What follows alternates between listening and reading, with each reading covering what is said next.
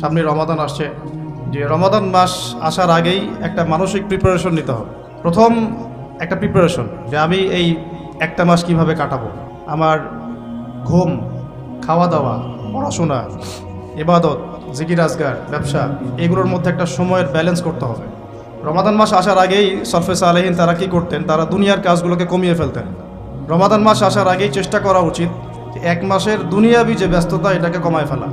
এর জন্যে যদি সম্ভব হয় বড় বড় বাজারগুলো আগে করে ফেলা উচিত, যাতে এক মাস আপনাকে দুনিয়াবি কাজের জন্য খুব বেশি ব্যস্ত হতে না হয়। রমাদান নষ্ট করে দেয় আমাদের দুনিয়াবি ব্যস্ততা, আর লাইলাতুল কদর নষ্ট করে দেয় মহিলারা। কিভাবে? শেষ দশকে বেশি বেশি ইবাদত করার কথা, শেষ দশকে আপনি দেখবেন মার্কেট ভর্তি মহিলা দিয়ে। তো এর জন্য আমরাও দায়ী, কারণ আমরা তাদের হাতে আমাদের উপার্জনগুলো তুলে দেই এবং শেষ দশকে তারা যা ইচ্ছা তাই করে মার্কেটে গিয়ে। তো এই জন্য রমাদান নিয়ে আমার যতগুলো চিন্তা বা লেকচার আছে, এর মধ্যে এটা একটা নতুন একটা বিষয় আমার মাথায় আসছে আলহামদুলিল্লাহ, যে রমাদান আসার আগেই দুনিয়াবি যত ব্যস্ততা এগুলো কমায় ফেলা উচিত। এমনকি ঈদের যে বাজারঘাট, আমরা যে সদাইপাতি বাজারঘাট পড়ি ঈদের, এইটাও যদি সামর্থ্য থাকে তাহলে এখনই করে ফেলা উচিত, যাতে আপনি আমি রমজান মাসে ফারেক থাকি শুধু আল্লাহর ইবাদতের জন্য। আর রমাদান মাস যে ব্যক্তি পেয়েছে কিন্তু গোনা মাফ করাতে পারতেছে না, তার চেয়ে হতভাগা আর কেউ নয়। প্রথমে একটা প্রিপারেশন, মানসিক প্রিপারেশন, যে এই রমাদানে আমি সর্বোচ্চ সময়টা আল্লাহকে দিব। এই রমাদানে যেন আমার এক ওয়াক্ত নামাজও না ছুটে যায়। এরপরে আমি চেষ্টা করব রমাদান মাসে জামাতে নামাজ পড়ার জন্য, যেটা আমরা অনেকে অনেক সময় করি না বা করতে পারি না। আল্লাহ পাক আমাদেরকে করার তৌফিক দান করে। পাখি যেমন সন্ধ্যাবেলা বাসায় ফেরে, ঠিক এইভাবে রমাদান মাসে আমরা আল্লাহর কাছে ফিরবো ইনশাআল্লাহ। মানে সকালবেলা পাখি বের হয়, সারাদিন কাজকর্ম করে, সন্ধ্যাবেলায় কোথায় ফেরে, এই দৃশ্য আমরা সবাই দেখি। তো রমাদান মাস আসে, বছরে আমরা বিভিন্ন দিকে চলে গেছি। কেউ নামাজ আগে পড়তেন, এখন বেনামাজি হয়ে গেছে। কেউ রমজানে ভালো ছিলেন গত রমজানে, এখন আবার আস্তে আস্তে ইমানের হালত কমে গেছে, আমল কমে গেছে। রমাদান মাসটা আসে যাতে আমরা ওই পাখিদের মতো আবার আল্লাহর কাছে ফিরে আসি। তো এই এক বছর আমরা এদিক ওদিকে চলে গেছি, রমাদান মাস এসেছে, আল্লাহর কাছে ফিরে আসার সময়। আল্লাহ পাক আমাদেরকে রমাদান মাসটাকে সর্বোচ্চভাবে কাজে লাগানোর তৌফিক দান করে নেন। দ্বিতীয় কথা হচ্ছে, রমাদান মাসের উদ্দেশ্য হচ্ছে তাকওয়া অর্জন করা। আপনারা যদি সূরা বাকারা পড়েন, প্রথম আয়াতটাই লেখা আছে কুতিবা আলাইকুমুস সিয়াম কামা কুতিবা আলাল লাযিনা মিন ক্বাবলিকুম লাআল্লাকুম তাত্তাকুন। লাআল্লাকুম তাত্তাকুন মানে রমাদানের সওমটা তোমাদের উপর ফরজ করা হয়েছে, ঠিক পূর্ববর্তী উম্মতের উপরেও ফরজ করা হয়েছিল, তোমাদের উপর নতুন নয়, যাতে করে তোমরা তাকওয়া অর্জন করতে পারো বা তাকওয়া অবলম্বন করতে পারো। তো এটার ব্যাখ্যা এর আগের লেকচারগুলোতে আমি বলেছি। এমনিতে রোজা রেখে আমরা কিন্তু কিছু খাই না, পান করি না। চুপ করে খেতে পারি, খাই না। চুপ করে পানি পান করতে পারি, করি না। করি না কেন? কারণ আমি ফিল করি বা আমরা উপলব্ধি করি যে আল্লাহ পাক আমাকে দেখছেন, কেউ না দেখলেও আল্লাহ আমাকে। এই উপলব্ধিটাই হচ্ছে আপনার আল্লাহ কনসিয়াসনেস বা তাকওয়ার একটা মানদণ্ড। যেটা আমরা হালাল ছেড়ে দিচ্ছি, খাবার হালাল ছিল ছেড়ে দিলাম, পানীয় হালাল ছিল ছেড়ে দিলাম, স্ত্রী সহবাস হালাল ছিল ছেড়ে দিলাম, শুধু আল্লাহর সন্তুষ্টির জন্য, রেজামন্দির জন্য, যে আল্লাহ পাক আমাকে দেখছেন, এটা করা যাবে না। কারণ আমি এখন সায়েম, রোজা আছে।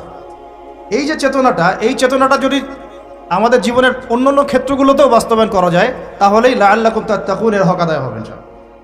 ঠিক ওই চেতনা লাগবে আমার শিক্ষাক্ষেত্রে। এমন কোনো শিক্ষা আমি অর্জন করতে পারবো না যেটা আল্লাহর বিরোধী, রাসূলের বিরোধী।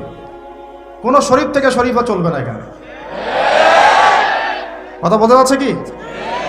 লাআল্লাকুম তাত্তাকুনের একটু ব্যাখ্যা বুঝি। কেন খাই না কেন? আল্লাহ দেখছেন। কেন পানি পান করি না? এটা ফিল করি তো। কেন স্ত্রী সহবাস করলাম না? আল্লাহ না করেছেন, রোজা ভেঙে যাবে। তিনটা হালাল ছিল না হারাম? হালালই ছেড়ে দিলাম। তাহলে ওই চেতনাটা আমার দরকার শিক্ষাক্ষেত্রেও। যখন আমি জ্ঞান অর্জন করব, এমন কোনো জ্ঞান অর্জন করা যাবে না যেই জ্ঞান আমাকে আল্লাহ এবং তার রাসূল থেকে দূরে সরাই দিবে। প্রথম যে ওহীটা আসছে জ্ঞান কেন্দ্রিক, ইকরা বিসমি রাব্বিকাল্লাযী খালাক, আমরা শুধু এখান থেকে একটা মেসেজ নেই যে ইকরা মানে আল্লাহ পাক পড়তে বলেছেন। আসলে পুরো আয়াতটাকে বুঝেন। আল্লাহ পাক তার নবীকে বলছেন ইকরা বিসমি রাব্বিকাল্লাযী খালাক। ইকরা আপনি পড়ুন, বিসমি নামে, রব্বিকা আপনার রবের, আল্লাযী খালাকাকা নাকি? আল্লাযী খালাক, যিনি সৃষ্টি করেছেন। ইকরা বিসমি রাব্বিকাল্লাযী খালাক, পড়ুন আপনার সেই রবের নামে যিনি আপনাকে, আবার বলেন, পড়ুন আপনার সেই রবের নামে যিনি আপনাকে। তাহলে যেই জ্ঞান আমাদেরকে আল্লাহর দিকে নিয়ে যায়, স্রষ্টার দিকে নিয়ে যায়, সৃষ্টিকর্তার দিকে নিয়ে যায়, সেটাই হচ্ছে জ্ঞান, ওটাই হলো শিক্ষা। আর যে জ্ঞান আমাকে আল্লাহ থেকে দূরে সরায়, আমাকে এইটা শিখায় যে আমি বাইরে ছেলে ভিতরে মেয়ে মেয়ে লাগে, তাহলে এইগুলো জ্ঞান নয়, এগুলোকে বলা হয় জাহেলিয়াত। কি বলা হয়? যেই জ্ঞান আমাকে সুদ খেতে শেখায়, এটা জ্ঞান না। যেই জ্ঞান আমাকে ধর্ষণে সেঞ্চুরি করতে শেখায়, এটা জ্ঞান না। যেই জ্ঞান আমাকে বিশ্ববিদ্যালয়ে হকি স্টিক নিয়ে মারামারি করতে শেখায়, এটা জ্ঞান না। যেই জ্ঞান আমাকে তাগুতের বিধান দ্বারা দেশ চালানোর জ্ঞান শেখায়, এটা জ্ঞান না। এগুলোকে বলা হয় এক বাক্যে জাহেলিয়া। কি বলা হয়? এটাই ছিল আবু জাহেলের যুগের সুন্নত। আবু জাহেলের যুগে এগুলোই চলতো। আবু জাহেলের যুগ মানে হচ্ছে ওই আইয়ামে জাহেলিয়া। আপনারা গালি দেন অনেকেই, এটা বর্বর জাহেলি যুগ ছিল। কিন্তু কেন আমরা জাহেলি যুগ বলি? কারণ ওই যুগেও শিরকের ছড়াছড়ি ছিল, যেটা এই যুগে আছে। ওই যুগেও সুদভিত্তিক অর্থনীতি ছিল, যেটা এখনকার যুগের সুন্নত, ফরজ। সুন্নত না, ফরজ। এখনকার যুগের ফরজ সুদভিত্তিক অর্থনীতি, এখনকার অর্থনীতির ফরজ। যে কোনো অর্থনীতির দিকে যাবেন, দেখবেন সুদ ছাড়া এখানে গতি নাই, সুদ ছাড়া নড়ার জায়গা নাই। আপনি নড়তে চাইলে আমাকে ধরে ফেলবে আপনাকে। এটা সেই যুগ যে সুদ থেকে আপনি বাঁচতে চাবেন, আপনার গায়েও সুদের ছিটাফোটা গিয়ে লাগবে। আপনি যদি বাঁচতেও চান, আপনার গায়ে গিয়ে লাগবে এগুলো। ওই আইয়ামে জাহিলিয়াত মানে মাদক আর মাদক, ঠিক এই যুগের মতোই। আইয়ামে জাহিলিয়াত মানে মেয়েদের মানহানি, অবমাননা, জেনা, ব্যভিচার, পরকিয়া, ধর্ষণ, অশ্লীলতা, বেহায়াপনা, বেপরদামি। এই যুগের এগুলো এই যুগে নাই? আগের চেয়ে বেশি না কম? আইয়ামে জাহিলিয়াত মানে গোত্রীয় হানাহানি, দ্বন্দ্ব, মারামারি, কাটাকাটি। এখনকার নাই যুগে? তো মূল কথা হচ্ছে এই জাহেলিয়াত, যেগুলো যারা আমাদেরকে জাহেলিয়াত শিক্ষা দেয়, এটাকে আমরা জ্ঞানের সংজ্ঞায় সংজ্ঞায়িত করতে পারি না। তো ইকরা বিসমি রাব্বিকাল্লাযী খালাক এর অন্যতম একটা অর্থ এটাও যে জ্ঞান সেটাই যা আমাকে আমার রবের দিকে নিয়ে যাবে। সেটা জ্ঞান নয় যেটা আমাকে রব থেকে দূরে সরায় দেয়। তাহলে আমরা শিক্ষাক্ষেত্রে যখন থাকব, সেই জ্ঞান অর্জন করব যেই জ্ঞান আমাকে আল্লাহ এবং তার রাসূলের দিকে নিয়ে যাবে। যেই জ্ঞানটাই আমাকে আল্লাহ এবং তার রাসূল থেকে দূরে সরাবে, এটার নাম জ্ঞান না, এটার নাম কি? জাহেলিয়াত, মূর্খতা। এখন এখানে অনেক কথা, সব কথা মাহফিলে বলা যায় না, লম্বা করা যায় না। মূল কথাটা কি দেখেন, আমরা স্কুল পড়েছি, কলেজ পড়েছি, বিশ্ববিদ্যালয় পড়েছি, মাদ্রাসা পড়ছি, এখন আমরা তালেবে ইলম। এখন কথা হচ্ছে আমরা শরৎচন্দ্র, বঙ্কিমচন্দ্র সব পড়ে ফেলছি, ইংরেজি পড়ে শেষ করে ফেলছি, ফিজিক্স, কেমিস্ট্রি, বায়োলজি পড়ে শেষ করছি, ঠিক আছে? আমরা জিওপলিটিক্স, অর্থনীতি সব পড়ে শেষ করছি। এগুলো আমাদের সিলেবাসে ছিল তাই পড়েছি। কেন পড়েছি? কারণ সিলেবাসে ছিল। না পড়লে কি হবে? পরীক্ষা দিতে পারবো না। পরীক্ষা দিতে না পারলে কি হবে? সার্টিফিকেট আসবে না। সার্টিফিকেট না আসলে চাকরি হবে না। চাকরি না হলে বিয়ে শাদী হবে না। বিয়ে শাদী না হইলে জীবনটা বরবাদ। এই তো আমাদের ফিলোসফি তো এরকম, তাই না? নিজের পায়ে দাঁড়াইতে পারলি না তুই, নিজের পায়ে। এখন এই দুনিয়ার একটা ফিকির দিয়ে, চেতনাটা দিয়ে আমাদেরকে এই 10 থেকে 20 বছর এগুলো পড়তে হলো। আমরা পড়লাম। এখন যদি সিলেবাসের মধ্যে থাকতো নবীর জীবনী সাল্লাল্লাহু আলাইহি ওয়াসাল্লাম, যদি থাকতো কোরআনের তেলাওয়াত, থাকতো আরবি ভাষা, থাকতো কোরআনের তর্জমা, থাকতো নবী সাল্লাল্লাহু আলাইহি ওয়াসাল্লামের অন্তত 1000 হাদিস, অন্তত 1000 হাদিস, থাকতো ইসলামের কিছু ইতিহাস, থাকতো ইসলামী অর্থনীতির কিছু ভিত্তি, থাকতো আকীদা, উসুল এবং ফিকহ। এবং এগুলো না পড়লে আমি পাশ করতে পারতাম না, পাশ না করলে আমার চাকরি হতো না, চাকরি না হলে আমার নিজের পায়ে দাঁড়াতে পারতাম না। তাহলে এই 16 কোটি মানুষ এগুলো শিখতো না? বুঝাতে পারতেছি? শিক্ষানীতির মূল সমস্যা এখানে ইসলাম বিবর্জিত একটা শিক্ষা ব্যবস্থা চালু করা হয়েছে। আর কিছু আইওয়াস শোডাউন দেখিয়ে দেওয়া হয়েছে, কিছু টুকরা টুকরা ইসলাম দিয়ে দেওয়া হয়েছে। এগুলো তো থাকলোই। টুকরা টুকরা ইসলাম তো অনেক দূরের কথা। এই কোরআন রমাদান মাসে নিয়ে যদি আমরা সবাই মসজিদের কোনায় বসে বসে এই কোরআন 30 দিনে 30 খতমও দেই, তবু কিছুই যায় আসে না। কিন্তু কখন যায় আসবে? যদি এই কোরআনের একটা বিধান খালি বাস্তবায়ন করা যাইতো, তাহলে যায় আসতো। রমজানে একটা আওয়াজ যদি কেউ তোলে, রমজানে আমরা চাই, এই রমজানে আমরা চাই অন্তত আল্লাহর কিতাবের অন্তত একটা বিধান সমাজে বাস্তবায়ন হোক। অন্তত একটা বিধান তো আছে এখানে শত শত। কত আছে? শত শত, হাজার হাজার তো পারেন নাই, পারা যায় নাই, পারবেনও না এটাও জানি, অন্তত একটা করেন। আপনারাই বাছাই করেন কোনটা। না আমি একটা অপশন দিলাম যে ইসলামী শিক্ষা ব্যবস্থা চালু করা হোক, ইসলামী শিক্ষা ব্যবস্থা চালু করা হোক, ইকরা বিসমি রাব্বিকাল্লাযী খালাক এর বাস্তবায়ন করা হোক। করা যায় না এটা? এই দাবিকে উঠাবে না। আমরা সেই স্তরের মুমিন নাই এখন আর। আমরা তিলাওয়াত করতে যাব, তরজমা পড়তে যাব, কিন্তু এগুলো বলতে যাব না। বলে নিজের কাঁধে বিপদ ডাকার কি দরকার? চেতনা এরকম আমাদের। কিন্তু আপনি সারা জীবন তেলাওয়াত করলেও কিছুই যায় আসে না কাফেরদের, ফাসিক জালেম মুশরিকদের কিচ্ছু যায় আসে না। যায় আসবে কখন? যখন চুরি করলে চোরের হাত কাটা হবে তখন। যায় আসবে কখন? যখন কেউ মোরতাদ হয়ে গেলে ইসলামী সরকার তাকে মৃত্যুদণ্ড দিবে, তখন যায় আসবে। জেনা করলে যখন 100 বেত্রাঘাত করা হবে তখন যায় আসবে। তো এগুলো বাস্তবায়ন করলে তখন যায় আসবে। আপনি রমাদানে কোরআন পড়লেও আসলে আদতে গ্লোবাল প্রেক্ষাপটে, বৈশ্বিক প্রেক্ষাপটে জালেমদের, মুশরিকদের, মুনাফিকদের, কুফফারদের কিছু যায় আসে না। কিন্তু অ্যাটলিস্ট শুরুটা হোক কোরআন থেকে। এই বলে আবার পড়াও ছেড়ে দিব এমন তো না। শুরুটা হোক অন্তত কি থেকে? কোরআন থেকে। তাকওয়ার কথা বলতে গিয়ে অনেক ঢুকে যাচ্ছে ভিতরে, আমাকে একটা কনক্লুশনে আসতে হবে। রমাদান যে তাকওয়ার শিক্ষা আমাকে দিচ্ছে রোজা রাখা অবস্থায়, ওই তাকওয়ার শিক্ষাটা আমাকে শিক্ষা ক্ষেত্রেও রাখতে হবে। আমাদের বাচ্চাদেরকে, যে বাচ্চাটাকে দেখে মনে পড়লো, আমাদের বাচ্চাদেরকে এমন কোনো শিক্ষায় শিক্ষিত করা যাবে না, একেবারে হারাম করে ফেলতে হবে নিজেদের উপরে। যে এই বাচ্চারা যদি বড় হয়ে বলে, বাবা আমি তো ছেলে না, আমার মনটা মেয়ে মেয়ে করে। কি ভয়ঙ্কর একটা সমাজ সামনে আসতে যাচ্ছে, আপনারা কি কল্পনা করতে পারতেছেন? এটা জাস্ট একটা টোকা দিয়ে দেখলো মুমিনদের ইমানের কি অবস্থা। আকাঙ্ক্ষা কি? এজেন্ডাটা কি? এজেন্ডাটা হচ্ছে বাংলাদেশের মতো কান্ট্রিগুলোতে সমকামিতাকে সরকারিভাবে বৈধ করে ফেলা। এটা হচ্ছে একটা এজেন্ডা। আর এই এজেন্ডা সরকারের না, এই এজেন্ডা হচ্ছে কিছু সুদভিত্তিক এনজিওর। একদম খোলামেলা বললাম আমি। এজেন্ডা হচ্ছে কিছু কিসের? সুদের মহাজনদের। এই কিতাবে আল্লাহ রাব্বুল আলামিন বলেছেন, যে ব্যক্তি সুদ খায় আর যে সুদ ছাড়ে না, সে যেন আল্লাহ এবং তার রাসূলের সাথে যুদ্ধ করছে। নাউযুবিল্লাহ। হাদিসের মধ্যে নবীজি বলছেন, যে ব্যক্তি 1 দিরহাম সুদ খাবে, সে যেন 36 বার জেনা করলো। আর একবার জেনা করলে, এই কিতাবের মধ্যে আসে সূরা নূরের 2-3 নম্বর আয়াতে, 100টা লাঠি, 100 লাখ বেত্রাঘাত। 1 বছরের নির্বাসন একবার করলে কি? যুবক যুবতীরা ভালো করে শোনেন, কারণ আপনাদের তো উঠতি বয়স, পাপ পিছলা এখন বেশি। আল্লাহ রাব্বুল আলামিন এই কিতাবে বলেছেন সূরা নূরের মধ্যে, চোখ তো এমনি নিচু করো, তারপরেও যদি কেউ করে ফেলে, নাউযুবিল্লাহ, 100 বেত্রাঘাত জনসমক্ষে এবং 1 বছরের জন্য এই এলাকা থেকে বের করে দেওয়া। একবার করলে। কয়বার ভাই? আর নবীজি বলছেন যে 1 দিরহাম সুদ যে খায়, সে 36 বার জেনা করলো। কোরআন এক জায়গায়, হাদিস এক জায়গায়, সমাজ এক জায়গায়, বিশ্ব রাষ্ট্র এক জায়গায়। এগুলো লা ইয়াজতামিআন, এগুলো কখনো ম্যাচ করে না। এখন কথা জাস্ট বলে দেই, কারণ আল্লাহর কাছে আমাদেরকে দায়মুক্ত হতে হবে, বা অ্যাটলিস্ট ওজোর পেশ করতে হবে যে আল্লাহ পাক আমরা বলেছি, শুনে নাই, মানুষ শুনে নাই, আমরা বলেছি। ওই হাদিসের কিতাবেই আছে, নবী সাল্লাল্লাহু আলাইহি ওয়াসাল্লাম বলেছেন, আপনারা সবাই হাদিসটা জানেন, আমি শুধু মনে করাই দিচ্ছি। আপনার নবী বলেছেন, মুহাম্মদ সাল্লাল্লাহু আলাইহি ওয়াসাল্লাম বলেন, সাল্লাল্লাহু আলাইহি ওয়াসাল্লাম, যে ব্যক্তি সুদ খায়, সুদের এই 70টা পাপের সবচেয়ে নিচের পাপ, সে যেন তার মাকে বিয়ে করলো। একটু কল্পনার জগতেও কি আপনি চাইতে পারবেন যে আপনি আপনার মায়ের সাথে বিছানায় শুয়ে আছেন? নাউযুবিল্লাহ, আস্তাগফিরুল্লাহ।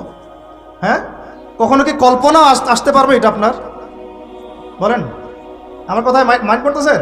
মানুষকে বুঝাইতে পারি না আমি, এটা আমাদের ব্যর্থতা। আমরা বুঝাইতে পারি না, কিভাবে বললে মানুষ বুঝবে, এটা আমাদেরও বুঝে আসতেছে না। চিন্তার জগতে চোখ বন্ধ করে কি কল্পনা করতে পারবেন যে আপনি আপনার মায়ের সাথে নাউযুবিল্লাহ সেই কাজ করতেছেন যা আপনি আপনার স্ত্রীর সাথে করেন? পারবেন?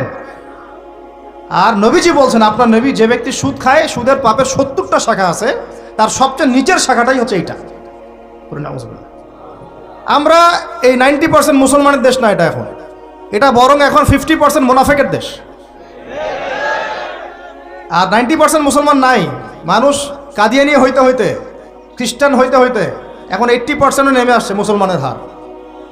আপনারা হয়তো জানেনও না, কারণ এখানকার এলাকার মানুষ তো আপনারা বুঝবেন না। পার্বত্য অঞ্চলে যান, বর্ডার এলাকাগুলোতে যান, উত্তরাঞ্চলে যান, দেখবেন বহু মানুষ ইসাই মুসলিম হইতেছে দিন দিন, বহু মানুষ কাদিয়ানি হইতেছে দিন দিন, বহু মানুষ ধর্ম ত্যাগ করে খ্রিস্টান হয়ে যাচ্ছে, গ্রামের পর গ্রাম, অবস্থা ভয়াবহ। আর আমরা কি নিয়ে পড়ে আছি বলবো? ওই যে জোরে আমিন বলবেন না আস্তে, হ্যাঁ, ওই যে আপনি পায়ে পা লাগাচ্ছেন কিভাবে, গোড়ালি মিলাবেন না কিনি আঙ্গুল মিলাবেন, আপনি হচ্ছে আরেকটা কি হাত উঠানো নামানো, হাত বাঁধা না বাঁধা। আমাদের এক ভাই বলেন, উনিও মুফতি মানুষ, উনিও মাশাআল্লাহ অনেক বড় মুফতি বাংলাদেশের, উনি বলেন যে ভাই আমার একটা জিনিস বুঝে আসে না, মানুষ তর্ক করতেছে আমিন জোরে বললো না আস্তে বললো, তা আমি আমিন বলি নাই ভাই, আমি জোরেও বলি নাই আস্তেও বলি নাই। এখন কেউ আছে পৃথিবীতে, কেউ আছে জন্ম নিয়েছে যে আমাকে ফিকহের উসুল থেকে প্রমাণ করে দিবে যে আমার নামাজটা হয় নাই? উস্তাদ বলেন আপনারা, ফিকহের উসুল থেকে কেউ প্রমাণ করে দিতে পারবে যে আমার নামাজটা হয় না? আমি কিন্তু আমিন বলিই নাই। আপনারা তর্ক করতেছেন কি নিয়ে, জোরে না আসতে নিয়ে? আমি বলিই নাই ভাই আমিন, আমার নামাজ কি বাতিল হয়ে যাবে? চিন্তা করছেন যে বিশ্ব কোন জায়গায়, রাষ্ট্র কোন জায়গায়, সমাজ কোন জায়গায়, ফিতনা কত গভীরে, আর আমরা কি নিয়ে পড়ে আছি?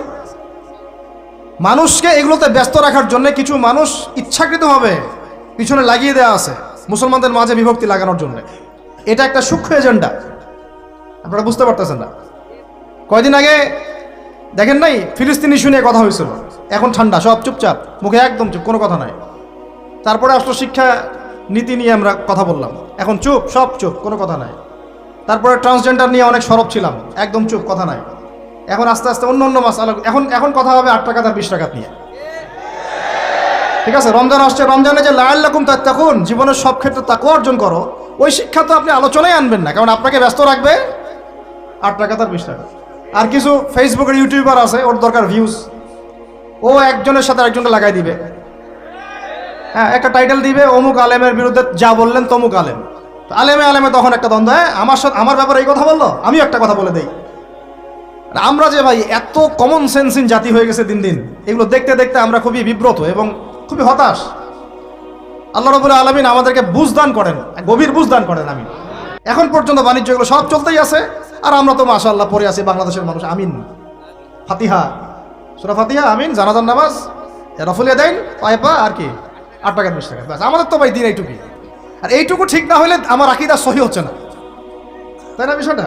এইটুকু তার মনের মতো ফতোয়ায় না যেতে পারলে আমার আকীদা সহি না। যতক্ষণ পর্যন্ত ওর মনের মতো, ওর ফিকহি আমি না বুঝতে পারতেছি, ততক্ষণ পর্যন্ত আমার আকীদাও ঠিক হয় নাই। সুবহানাল্লাহ, এই হলো অবস্থা আমাদের। তো ফিকহের ক্ষেত্রে এইরকম সংকীর্ণ মানুষরা যখন হাদিস, উসুলে হাদিস, আকীদা, উসুলে ফিকহের মতো দায়িত্ব নিয়েছে, তখন তো দিনের এই অবস্থা হবে। তাহলে বুঝেন আমরা কোন কোন বিষয়ে ব্যস্ত আছি। ফেসবুক ইউটিউব বন্ধ করেন, পত্রিকা পড়েন, বিশ্বের মিডিয়াগুলো রিসার্চ করেন। আর এখনকার বিশ্বের বড় বড় মিডিয়াগুলো কিন্তু ওরা নিয়ন্ত্রণ করে, তাই আমাকে ভালো করে অ্যানালাইসিস করতে হবে কোন মিডিয়া থেকে আপনি তথ্য নিচ্ছেন। ওরা যদি আমার একটা মূলনীতি মেনে চলে, পশ্চিমারা যদি কাউকে বলে এ মিথ্যাবাদী, ধরে নেবেন সে সত্যবাদী। বুঝতে পারেননি কথা? ওরা যদি কাউকে বলে অমুক মুসলিম সন্ত্রাসী, বুঝে নেবেন এই মুসলিম জান্নাতে যাইতে পারে ইনশাআল্লাহ। ওরা যদি কোনো মুসলমানকে বলে এরা মৌলবাদী, বুঝবেন এরাই পাক্কা মুসলমান। ওরা যদি কোনো দেশকে বলে এরা মোল্লা, বুঝবেন এরাই পাক্কা মুসলমান। মানে এটা সেই যুগ যে সত্যকে মানুষ মিথ্যা বানাবে, আর মিথ্যাকে কি করবে? সত্য বানাবে। এটা কিতাবুল ফিতান পড়েন, বুঝবেন। এদেরকে আমি এইভাবে মানদণ্ডে রেখে দিছি। যদি বলে অমুক খারাপ, বুঝবেন ভালো না, ও ভালো। যদি বলে অমুক শান্তিতে নোবেল পাইছে, বুঝবেন এ বেটা বদের হাড্ডি। কথা বুঝতে পারছেন? ওই যে মিয়ানমারের একজন রেদি ছিল নোবেল, মনে আছে? হাজার হাজার মানুষরা মানলো, ওরে দিল শান্তিতে নোবেল। কি বুঝেন নাই? 1000টা মানুষকে মারার পরে ওকে দিল কিসে নোবেল? আরেকজনকে দিয়েছে অর্থনীতিতে নোবেল, সে বাংলাদেশের সুদ চালু করছিল। যেগুলো যারা ঊর্ধ্বতন কর্তৃপক্ষ তারা বুঝতেছেন, সবাই বুঝবেন না, সবাই না বুঝলেও চলবে। শিক্ষিত মানুষরা যদি বোঝেন আলহামদুলিল্লাহ, যথেষ্ট ইনশাআল্লাহ। এখন মূল কথায় আসি ভাই, অনেক ভিতরে চলে যাই, রাতও অনেক গভীর। আর আমাদের একটা বড় হায়াত খেয়ে ফেলতেছে ঢাকার রাস্তাঘাট আমাদের জীবনে একটা বড় হায়াত খেয়ে ফেলতেছে। 3 ঘন্টা 4 ঘন্টার ট্রাফিক জ্যাম আমাদের ডেইলি রুটিন হয়ে গেছে। তো কথা একটা আসলে বলে ফেলি, ট্রাফিক জ্যামে যদি পড়েন, ওই সময় তাসবিহ তাহলিলগুলো করবেন বেশি বেশি করে। ওই সময় বসে বসে এক পারা কোরআন তেলাওয়াত করে ফেলবেন, একটা লেকচার রেডি করে ফেলবেন, একটা বই পড়ে ফেলবেন, সময়টা কাজে লাগাবেন। আজকে ট্রাফিক জ্যামে বসে আমি যা দেখলাম, আপনাদের শুনলে চোখ ছানা পাড়া হয়ে যাবে। ট্রাফিক জ্যামে গাড়ির ভিতরে গান ছেড়ে দিয়ে নাচানাচি করতেছে। মানুষের কি অবস্থা! আমি বলি না, এমনি বলি না যে Dhaka the city of Akhiruzzaman, এখানে এমন কোনো পাপ নাই যেটা হচ্ছে না, এমন কোনো পাপ নাই। সুদ চরমে, সুদ ঘুষ চরমে, দুর্নীতি চরমে, ক্ষমতার একটু দাপট আছে, একদম মাজলুমের উপর যা জুলুম হচ্ছে, জুলুম করতে কেউ বাদ রাখি না। এমনকি দেখা যায় রাস্তার যে মিসকিন ফকির, ওরাও বিশ্বাস করা যায় না ওকে টাকা দেওয়া যাবে কি যাবে না। হিজরা ছিল না, অপারেশন করে হিজরা হয়েছে যাতে সারা জীবন কোনো কাজ করা না লাগে। তারপরে আপনাকে এসে বলবে হাত নাই, ভিতরে একটা হাত আছে, আপনি দেখতে পারতেছেন না। পা ইচ্ছা করে একটা অপারেশন করছে যাতে সারা জীবন একটু খরায় খরায় হাঁটতে হয়, কোনো কাজ করা না লাগে। আমি এমনও দেখছি একটা বাচ্চাকে নিয়ে শোয়া রাখছে রোদের মধ্যে, আমি গিয়ে বললাম যে কি হয়েছে বাচ্চা, অসুস্থ, মায়া দয়া করে আমরা তো কিছু দান করে দিয়ে আসলাম। পরে আমাকে আরেক ভাই বলতেছে, ভাই আপনি কি করলেন এটা? কি করবে জানেন, এই বাচ্চা তো অসুস্থ না, এই বাচ্চাকে ঘুমের ওষুধ খাওয়াইছে, ওই বাচ্চাটা ঘুমের ওষুধ খাওয়াইছে, রোদে শোয়ায় রাখছে, মানুষকে দেখাবে অসুস্থ, টাকা দেন, টাকা নিয়ে ওটা যে টাকাটা দিন শেষে হবে এর একটা অংশ দিবে ওই বাচ্চার বাপকে আর মাকে, ওই বাচ্চা তার নিজেরও না। বুঝতে পারলাম বিষয়টা? এত বুদ্ধি বাঙালির মাথায়, সুবহানাল্লাহ। তো এই ঢাকা শহর থেকে সবচেয়ে আগে বিদায় নিয়েছে বিশ্বাস, তারপর বিদায় নিয়ে চলে গেছে আমানতদারিতা, উপর থেকে নিচ পর্যন্ত খালি খেয়ানত আর খেয়ানত, যেখানে যাবেন খালি খেয়ানত। এখানে অমুক এতটুকু না দিলে কাজ হয় না, ওই টেবিলে তল দিয়ে এতটুকু না দিলে কাজ হয় না, ফাইল নড়ে না, কাজ হয় না। আর এখানে এইসব জায়গায় এমন কিছু মানুষকে বসানো হয়েছে, সুবহানাল্লাহ, দাড়ি টুপি পাগড়ি জুব্বা দেখলেই ওদের মনে চুলকানি শুরু হয়ে যায়, চুলকানি শুরু হয়ে যায়। আমাদের মতো মানুষদেরকেও দেখা যায়, আমাদের মতো মানুষদের স্ত্রীরা যখন যায় কোনো কাজে, জরুরি কোনো কাজ, এনআইডি কার্ড করতে হবে ইত্যাদি ইত্যাদি, মানে পারলে বোরখাটা খুলে দেখবে কি আছে ভিতরে।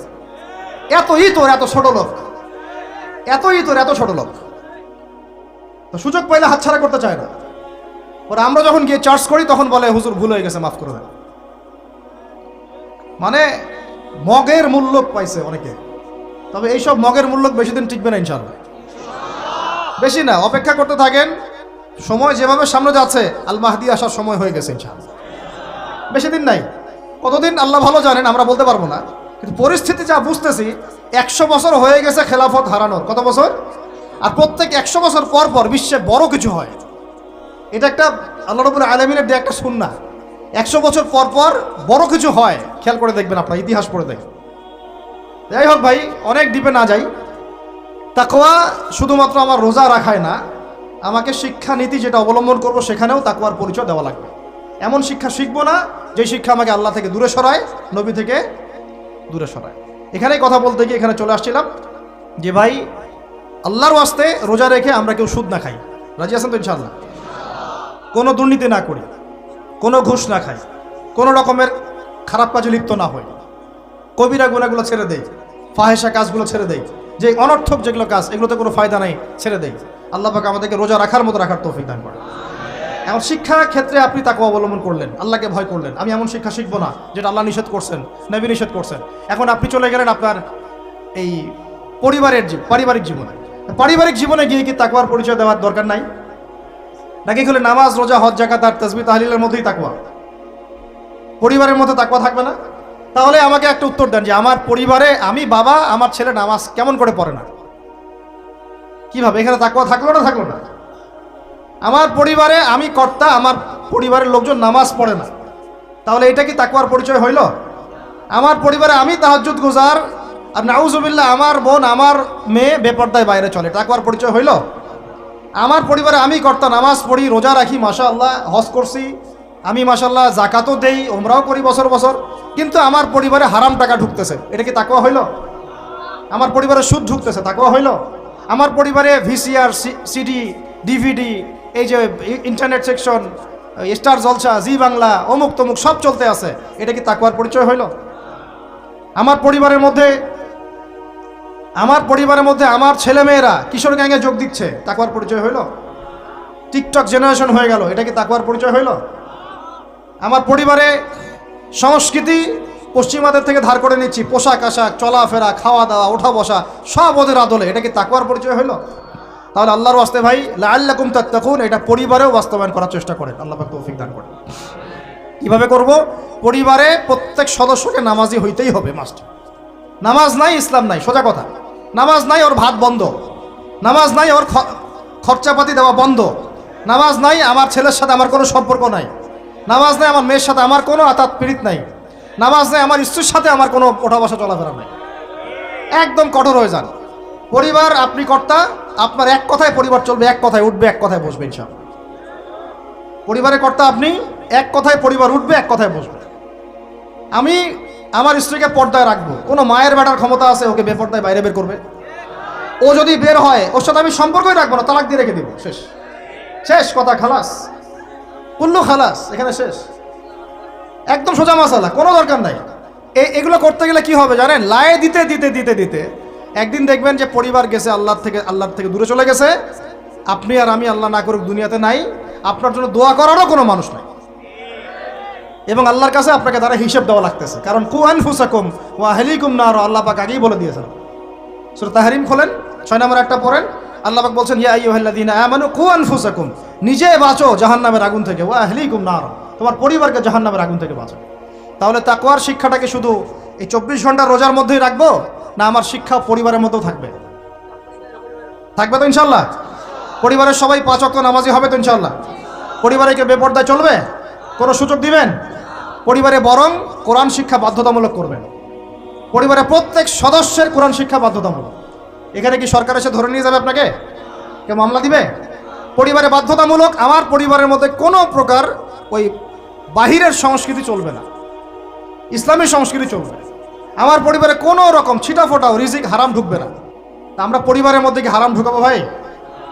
তওবা করা যায় যে আমরা জীবনে কোনোদিন সুদ খাবো না ইনশাআল্লাহ। বিশ্বাস করেন 16 কোটি জনগণ যদি খাস তওবা করে খালি যে আমরা সুদের সাথে কোনো সম্পর্ক রাখবো না, সুদ খাবো না, সুদ দিব না, সুদের সাক্ষীও থাকবো না, সুদ লিখেও রাখবো না। সুদের সাথে সম্পৃক্ত 4 শ্রেণীর মানুষ যাদেরকে আল্লাহর রাসূল সাল্লাল্লাহু আলাইহি ওয়াসাল্লাম লাআনত করেছেন, আমরা এদের সাথে কোনো সম্পর্ক রাখবো না। এইটা যদি মানুষ যদি শপথ করতে পারে, যত রকম সুদী এনজিও আছে লেজ গুটায় পশ্চিমে পালায় যাবে ইনশাআল্লাহ। যেখান থেকে আসছে ওখানে পালায় যাবে।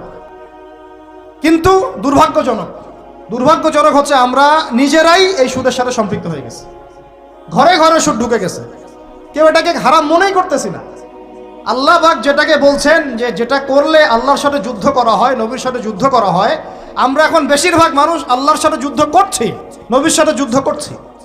যুবক ভাইদেরকে বলতেছি, রিজিক আল্লাহ দিবে ইনশাআল্লাহ। কে দিবে? রিজিকের ফয়সালা জমিনে হয় না, হয় আসমানে। আপনার কয়টা বাচ্চা হবে, কার সাথে আপনার মানে বিবাহ হবে, কত বছর আমরা পৃথিবীতে থাকবো, কি খাবো না খাবো, মানে আমার এলেমও কিন্তু রিজিকের অন্তর্ভুক্ত। দিনের খেদমতে আমরা কতটুকু কী করতে পারবো, সব তাকদিরে লেখা হয়ে গেছে আমাদের সৃষ্টির 50,000 বছর আগে। কত বছর আগে? ব্যাস। এটা দুনিয়াতে রিজিক লেখা হচ্ছে না, আসমানে রিজিক হচ্ছে, আসমানে। এই যে লাইলাতুল কদর আসতেছে, এখানে আবার ভাগ্য নবায়ন হবে, 1 বছরের বাজেট পেশ হবে আর কি। আর লাইলাতুল কদর তো আমরা মার্কেটে শেষ করে দেই, মার্কেটে করি না শেষ দশকে বাইরে যাওয়া একদমই যাবে না। প্রথমের দিকে যাও টুকটাক যান, শেষ দশকে মসজিদে থাকবেন ইনশাআল্লাহ। বেশি সময় পারলে ইতিকাফ করবো, না পারলেও বেশি সময় মসজিদে থাকবো ইনশাআল্লাহ। আর 21, 23, 25, 27, 29 এই 5টা রাত কমপক্ষে জাগতে হবে ইনশাআল্লাহ। রাজি আছি ইনশাআল্লাহ? প্রিয় ভাইরা, লাআল্লাকুম তাত্তাকুনের শিক্ষা শুধুমাত্র আমার রোজার মধ্যে না, আমার শিক্ষার মধ্যেও থাকবে, আমার পরিবারে থাকবে, আমার অর্থনীতির মধ্যেও থাকবে। এই ব্যবসায়ী ভাইদেরকে সতর্ক করতেছি, শুনেন, ব্যবসা অনেক জটিল, অনেক কঠিন। ইসলাম মেনে ব্যবসা করা অনেক কঠিন। আমরা তো মনে করি যে চাকরি চাইতে দ্রুত মনে একটা ব্যবসা করতে পারলেই আমি সেফ থাকলাম। সৎ ব্যবসায়ী যেমন নবীদের সাথে সিদ্দিকদের সাথে হাসর করবে, সেটা ঠিক আছে। ব্যবসায় তাকওয়া, আমানত, ইনসাফ বজায় রাখাটা এত সহজ না। একটা পণ্য নিয়ে আসছেন, বাজারে বিক্রি করে দিলেন, বললেন যে মাছটা টাটকা, কিন্তু 3 দিনের বাসি ছিল, রিজিকটা আপনার হারাম হয়ে গেল। ফল কিনেছেন, ফরমালিন মারলেন, মায়েরা মানুষকে বিষ খাওয়াইলেন, রিজিকটা হারাম হয়ে গেল। আপনি ওজন করতেছেন, ইচ্ছা করে ফের দিলেন, ঠকালেন, রিজিকটা হারাম হয়ে গেল। আবু হানিফা রাহিমাহুল্লাহ সেই বিখ্যাত ঘটনা আপনারা জানেন কিনা? একটা কাপড়ের মধ্যে খুদ আছে, এটা সন্দেহ হয়েছিল, সবগুলো কাপড়ই তিনি বেচারা সেল করে দিয়েছেন, রাখেনি নাই, ওটা দিয়ে ক্ষতিপূরণ দিয়ে দিয়েছেন মানুষকে। কে জানে ওই টাকা আবার কোথায় চলে গেল। ওইটার জন্য যদি আমার ইবাদত কবুল না হয়, তাদের চিন্তা এমন ছিল। চিন্তা করেন, তো ব্যবসায়ী ভাইরা কিন্তু আরো বড় ক্ষতির মধ্যে আছেন। যদি মাপে কম দেন রিজিক হারাম হয়ে যাবে। আল্লাহর কসম করে যদি মিথ্যা কসম করে পণ্য বিক্রি করেন রিজিক হারাম হয়ে যাবে। যদি সুদি লোন নিয়ে ব্যবসা করেন রিজিক হারাম হয়ে যাবে। সুদি লোন নিয়ে ব্যবসা করলে রিজিক হারাম হয়ে যাবে। তারপরে যদি মার্কেটে কৃত্রিম সিন্ডিকেট তৈরি করেন রিজিক হারাম হয়ে যাবে। মার্কেটে একটা প্রাইস আছে ফিক্স করা, এই প্রাইসটাকে সিন্ডিকেট করে বাড়াই দিলেন রিজিক হারাম হয়ে যাবে। ইচ্ছা করে ফরমালিন মিশাইছেন হারাম হয়ে গেল। মাপে কম দিলেন হারাম হয়ে গেল। আল্লাহর নামে মিথ্যা কসম করলেন হারাম হয়ে গেল। শুধু তাই না, এই ব্যবসায়ীদের, অসাধু ব্যবসায়ীদের কারণে আল্লাহর পক্ষ থেকে ওই জাতির উপর একটা আযাব নেমে আসে। ওই আযাবের নাম হচ্ছে দুর্ভিক্ষ। কি আযাব বলেন? দিন দিন আস্তে আস্তে ওইদিকে যাবে যদি না আমরা সংশোধন হই। আল্লাহ পাক আমাদেরকে সংশোধিত হওয়ার তৌফিক দান করেন। মানে অর্থনৈতিক জীবনে আমার ওই চেতনা থাকা চাই যে আল্লাহ আমাকে দেখছেন। আমি মাপে কম দিতে পারবো না, কারণ আল্লাহ আমাকে দেখছেন। আমি সুদের টাকাটা নিতে পারবো না, পকেটে ঢুকাইতে পারবো না, কারণ বলেন আল্লাহ আমাকে দেখছেন। আমি মানুষকে মিথ্যা কথা বলে এইটা পণ্য বিক্রি করতে পারবো না, কারণ আল্লাহ আমাকে দেখছেন। বাস এই কনসিয়াসনেসটা মানুষের মধ্যে ঢুকানোর জন্যই আল্লাহ পাক এই রমজানের সওমটাকে ফরজ করেছে। আমি কি বুঝাতে পারতেছি ভাই? আচ্ছা, শেষ করে দিচ্ছি, আর লম্বা করবো না বেশি। আর দুটো চারটা পয়েন্ট আলোচনা করে শেষ করি, শুনেন। এবার কয়টা দিক বললাম? ব্যক্তি জীবনে তাকওয়া বজায় রাখবো, বলি আমিন। শিক্ষা জীবনে তার তাকওয়া বজায় রাখবো, বলি আমিন। পারিবারিক জীবনে আমি আমার তাকওয়া ধরে রাখবো ইনশাল্লাহ, বলি আমিন। অর্থনৈতিক জীবনে আমরা তাকওয়া ধরে রাখবো ইনশাল্লাহ, বলি আমিন। আমাদের আরেকটা জীবন আছে সাংস্কৃতিক জীবন। কি জীবন? এখানে পুরা সব ইহুদি খ্রিস্টান আর মুশরিকদের সংস্কৃতি দিয়ে আমরা এখন চলতেছি। একটু আমার কথা মন খারাপ করেন না। আজকের পর থেকে দাড়িতে হাত লাগাবো না। কেন লাগাবেন না? এটা যদি আপনি এভাবে ছিলে ফেলেন, মনে রাখবেন এটা নবীর সুন্নতকে আপনি জবাই করতেছেন। কি করতেছেন? করবেন না আপনি। এর জন্য আপনার রিজিক বন্ধ হয়ে যাবে না, রিজিক আরো বাড়বে ইনশাআল্লাহ। রিজিক আপনার বস দেয় না, রিজিক আপনার চাকরি ক্ষেত্রের বস দেয় না, রিজিক আপনার ওই এমডি স্যার দেয় না। ওই এমডি স্যারের মতো কোটি কোটি এমডি স্যারকে খাওয়ান আল্লাহ পাক। কথা বুঝতে পারেন নাই? যদি বলে দাঁড়িয়ে রাখলে চাকরি হবে না, আপনি বলবেন এই চাকরির আমার দরকার নাই, আমি শশা বিক্রি করে খাবো, আমি মুদির দোকানদারি করে খাবো, আমি ছোট্ট উদ্যোক্তা হয়ে খাবো, তাও ভালো, দাড়ি তাও শেভ করবো না ইনশাআল্লাহ। যেটা পারছি কথা, আমি রিজিক আল্লাহ পাক দিবেন ইনশাআল্লাহ। তাওয়াক্কুল করেন, আল্লাহ পাক পাখিদেরকে যেমন করে খাওয়ায় আপনাকে খাওয়াবেন ইনশাআল্লাহ। খাওয়াবেন ইনশাআল্লাহ। আমাকে বলেন, এই সমুদ্রের নিচে কত প্রাণী আছে কেউ জানে? আচ্ছা, ওদেরকে ঘুষ খাওয়া লাগে, সুদ খাওয়া লাগে, ওদেরকে আল্লাহ বিরোধী কোনো কাজ করা লাগে? কে রিজিক দেয়? এই জমিনের মধ্যে কত প্রাণী আছে? আমরা বাদ দিয়ে, মানুষকে বাদ দেন, অন্য কত মাখলুক আছে, লাখ লাখ কোটি কোটি আছে না? ওরা কি সুদ খায়, ঘুষ খায়, দুর্নীতি করে, মানুষের সম্পদ আত্মসাৎ করে? ওদেরকে কে খাওয়ায়? শুধু মানুষ আর জিন, এই দুটা জাতি আছে যারা নিজেদেরকে মনে করে আমরাই রিজিকের মালিক। নাউজুবিল্লাহ। না মনে করলে তো আপনি ভয় করতেন না। আপনি মনে করতেছেন ভিতর থেকে যে আমি যদি এটা রাখি তাহলে আমার চাকরি চলে যাবে গা, আর চাকরি চলে গেলে আমার তো আর বউ বাচ্চা খাইতে পারবে না। মানে বউ বাচ্চার খাওয়ার দায়িত্ব মনে হয় আপনার নিজের। মনে করেন আল্লাহ না করুক, কথার কথা মনে করেন আল্লাহ না করুক যে বাংলাদেশে বড় কিছু হয়ে গেছে, বাংলাদেশ থেকে ধরেন 5 কোটি মানুষ নাই, গায়ে হইতে পারে না? পারে না।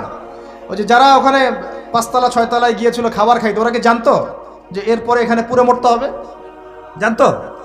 তো হঠাৎ করে আল্লাহর গজব আসতে পারে না? আর গজব ডাকার তো সব পদ্ধতি আমরা এখন অবলম্বন করে ফেলছি। গজব আসে শিরকের কারণে, শিরক দিয়ে ভর্তি হয়ে গেছে। গজব আসে হচ্ছে সুদের কারণে, সুদ দিয়ে ভর্তি হয়ে গেছে। গজব আসে হচ্ছে বেহায়াপনার কারণে, বেলাল্লাপনা, বেহায়াপনা, মানে পর্নোগ্রাফি, জেনা, ব্যভিচার ভর্তি হয় নাই? মেয়েরা ছেলেদের পোশাক পরে হাঁটতেছে রাস্তাঘাটে, ঘুরতেছে না? হায়া লজ্জা সব উঠে গেছে। তারপরে গান বাজনা, বাদ্যযন্ত্র, এটা গজব নাজিলের কারণ। বাড়ছে না? কিছু বলতে গেলে আপনাকে শাসাই দিবে উল্টা, আপনাকে শাসাই দিবে, এরকম একটা অবস্থা। তারপর একটা হচ্ছে গজব নাজিল হওয়ার, সেটা মাপে কম দেওয়া, ওই কমে শুআইবের মতো মানুষের সম্পদ অন্যায়ভাবে ঠকা খাইতো। এগুলো আমরা করি না? মানে শিরক, কুফরি, কেবর, অহংকার, জেনা, ব্যভিচার, মদ পান, সুদ, এগুলো আমাদের মধ্যে ছড়াই গেছে না, যায় নাই? আর আল্লাহ পাকের বিধান, কোরআন বাদ দিয়ে তো তাগুতি বিধান চলতেই আছে না? এগুলোতে আল্লাহ পাকের শাস্তি কত কাছে মনে হয় আপনাদের? যে কোনো সময় আসতে পারে না? ওইটাই বলছিলাম, মনে করেন যে বাংলাদেশের 5 কোটি মানুষ নাই, ভূমিকম্পে ধ্বংস হয়ে গেছে, অথবা মনে করেন গজবে ধ্বংস হয়েছে, অথবা অন্য কিছু। নাউজুবিল্লাহ, আল্লাহ পাক আমাদেরকে মাফ করেন। আমি এখন ওই 5 কোটি মানুষের পরবর্তী প্রজন্ম, মানে বাল বাচ্চা কাচ্চা যারা আছে, এদের জীবন চক্র থেমে যাবে না চলতে থাকবে? বলেন, পৃথিবীর ঘূর্ণন থেমে যাবে না চলতে থাকবে? সময় থেমে যাবে না চলতে থাকবে? তাহলে আমরা কেন চিন্তা করি যে আমরা ছাড়া আমাদের পরিবার চলবে না? হ্যাঁ, আমরা এই হারাম চাকরি না করলে আমার পরিবার খাইতে পারবে না, আমি সুদ না খাইলে আমার পরিবার চলবে না, আমি সমিতিতে নাম না লেখাইলে আমার বাল বাচ্চার বেতন দিতে পারবো না। কেন চিন্তা করি হবে? আমার কথায় কি যুক্তি আছে না নাই? একটু হলেও তো আছে নাকি? আমরা যদি কেউ না থাকি আমাদের পরিবার চলবে না? চলবে। আমার আব্বা মারা গেছেন আমার বয়স যখন 5.5 কি 6 বছর, আমার ঠিক মনেও নাই স্মৃতিতে, 5.5 কি 6 বছর, এরকম অনেকেই আছেন ছোটবেলায় বাবা। আমাদের নবী সাল্লাল্লাহু আলাইহি ওয়াসাল্লাম তো বাবা জন্মের আগেই ইন্তেকাল করেন নাই? তো যখন আমার আব্বাদের জেনারেশন জীবিত ছিল, তখন তারা চিন্তা করতো আমাদের ছেলেরা কিভাবে খাবে, কি পড়বে, কোন বাসায় থাকবে, কি করবে, চিন্তা করতো না? এখন যে আমি ধরেন এটা কত বছর, 2024, 98, 26 বছর থেকে আমি এতিম অবস্থায় আছি। কত বছর? 26 বছর হয়ে গেছে। 26 বছর আমি চলি নাই, খাই নাই, কাপড় পরি নাই, পড়াশোনা করি নাই, আজকে আপনাদের সামনে বসে আছি না। কার এগুলো? কার দেওয়া? তাহলে আমাদের চিন্তাটা আগে আল্লাহমুখী করতে হবে। রমজান এই চিন্তাগুলো দেওয়ার জন্যই আসে যে আল্লাহ কনসিয়াসনেস, তাকওয়া মনের মধ্যে ঢুকানো যে আল্লাহ আছেন আমার সাথে, আল্লাহ আমাকে দেখছেন, আমার কথা শুনছেন, আমার জীবনের সবগুলো ডিপার্টমেন্ট আমি আল্লাহ ভীতি দিয়ে ঢেলে সাজাবো ইনশাআল্লাহ। তাহলে আল্লাহ পাক বেহিসাব রিজিক দিবেন ইনশাআল্লাহ, বেহিসাব ইনশাআল্লাহ।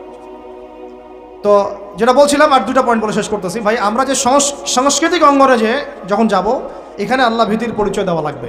আমি এমন কোনো সংস্কৃতি ফলো করতে পারবো না যেটা আল্লাহর বিরুদ্ধে যায়, রাসূলের বিরুদ্ধে যায়। সবার আগে নিজের চেহারা ঠিক করেন, কাপড় ঠিক করেন, মাথায় টুপি নিয়ে আসেন, পাগড়ি নিয়ে আসেন, ঢিলাঢালা পোশাক পরেন।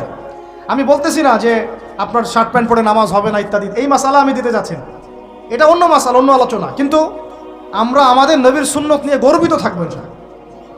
এটা আমার নবীর সুন্নত, আমার নবী মুহাম্মাদের সুন্নত সাল্লাল্লাহু আলাইহি ওয়াসাল্লাম, যার হাতে আমি হাউজে কাউসারের পানি খাইতে চাই, যাকে আমি স্বপ্নে একবার দেখতে চাই। দোয়া করি না আমরা এগুলা? যার রওজার সামনে গেলে আমাদের চোখ দিয়ে ধরধর করে পানি পড়তে থাকে, তিনি ওখানে জীবিত না? আমাদের সালামের উত্তর দেন না? সুবহানাল্লাহ। আমরা কি বলবো আসলে, প্রসঙ্গক্রমে কথা চলে আসে। যেই মানে জমিনে নবী সাল্লাল্লাহু আলাইহি ওয়াসাল্লাম শুয়ে আছেন, সাহাবায়ে আজমাইন শুয়ে আছেন, এখন ওইখানে দেখতেছি যে 70টা সিনেমা হল চালু হয়ে গেল। কি একটা অবস্থা! সুবহানাল্লাহ। আল্লাহর ভয় কোথায় চলে গেছে। এবং বলিউড, হলিউড সব সিনেমা হচ্ছে, গান বাজনা হচ্ছে, মানুষ দেখতেছে মদের বার ওপেন করা হচ্ছে, মানে পশ্চিমা আদলে ঢেলে সাজাতে যাচ্ছে সবকিছু। হ্যাঁ, আর এগুলোর বিরুদ্ধে 2-4টা লাইন বললে আমাদেরকে বলবে এদের আকীদা ঠিক নাই, হ্যাঁ, মানহাজ ঠিক নাই। হ্যাঁ, সুবহানাল্লাহ। তোমাদের মতো দালালি মানহাজের আমাদের দরকারও নাই। যেই মানহাজ তোমাকে সত্য কথা বলতে শিখায় না, ওইটা আবার কিসের মানহাজ? ইবনে তাইমিয়ার নাম ভাঙায় খাচ্ছ তোমরা। আর ইবনে তাইমিয়া রাহিমাহুল্লাহ 5 বার জেল খাটছেন। কয়বার? 4-5 বার জেল খাটছেন। বেচারার তো জিন্দেগি জেলেই চলে গেছে। তার ছাত্র ইবনুল কাইয়্যিম, তার নাম ভাঙায় খাও তোমরা। ইবনুল কাইয়্যিম রাহিমাহুল্লাহ, তার ওস্তাদের যে তার মহব্বতে তিনি নিজেও জেলে ঢুকে গেছিলেন। সুবহানাল্লাহ। তো সহিহ আকীদা কি? যে আকীদা কোরআন এবং সুন্নাহর আলোকে আপনাকে সত্যি কথা বলতে শেখায়, এটা সহিহ আকীদা।